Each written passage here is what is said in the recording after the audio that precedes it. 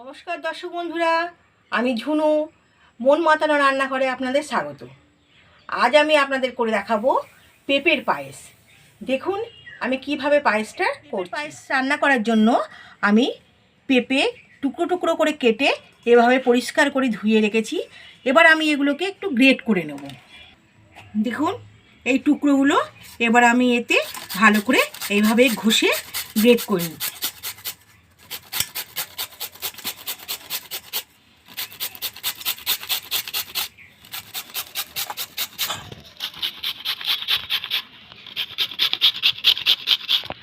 প্রত্যেকটা টুকরো এইভাবে আমি গ্রেট করে নেব।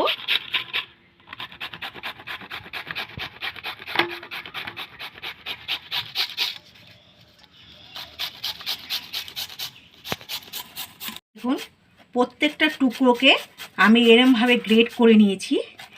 আমার গ্রেট করা প্রায় হয়েই গেছে।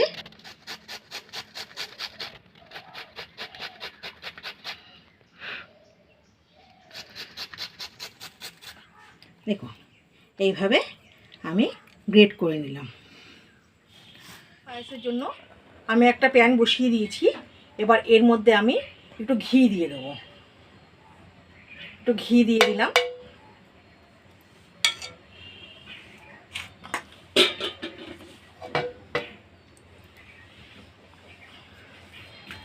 এবার এই ঘিটার মধ্যে আমি দুটো এলাচ এমনি করে ফাটিয়ে মুখটা ফাটিয়ে এর মধ্যে দিয়ে দিলাম।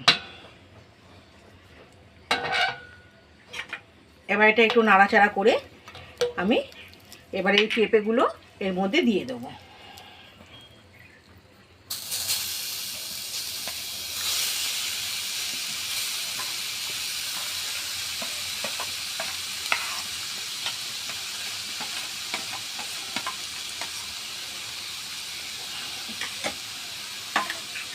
এই গ্রেট করে রাখা পেঁপেগুলোকে এর মধ্যে দিয়ে দিলাম। এবার আমি পেঁপেগুলোকে ভালো করে মিনিট দুয়েকের মতো নেড়ে চেড়ে নেব।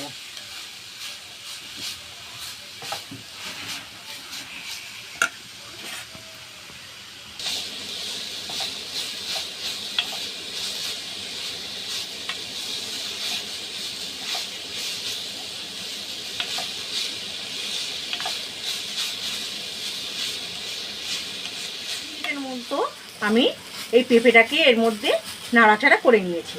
এবার আমি এর মধ্যে দুধ দিয়ে দেব। আগে থেকে আমি দুধটা একটু ঘন করে জাল দিয়ে রেখে দিয়েছি। এবার আমি দুধটা এই পেঁপের মধ্যে দিয়ে দেব।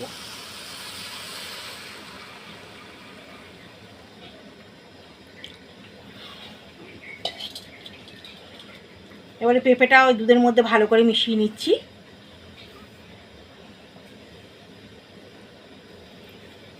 এবার এর মধ্যে আমি দুটো তেজপাতা দিয়ে দেব।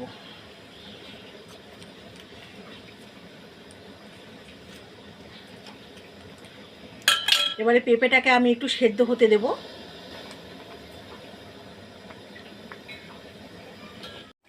পায়েসের পেঁপেটা আমার খুব সুন্দর সেদ্ধ হয়ে গেছে। এবার আমি এর মধ্যে চিনি দিয়ে দেব। স্বাদ মতো চিনি দিয়ে দেবে।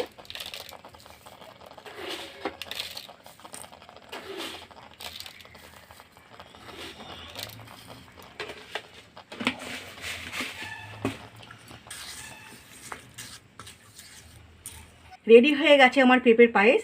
এবার আমি দুটো এলাচকে ভালো করে ফাটিয়ে আমি এর মধ্যে ছড়িয়ে দিলাম। এবার আমি এই পায়েসের ওপরে কয়েকটা কাজু আর কিশমিশ ভালো করে ছড়িয়ে দিচ্ছি।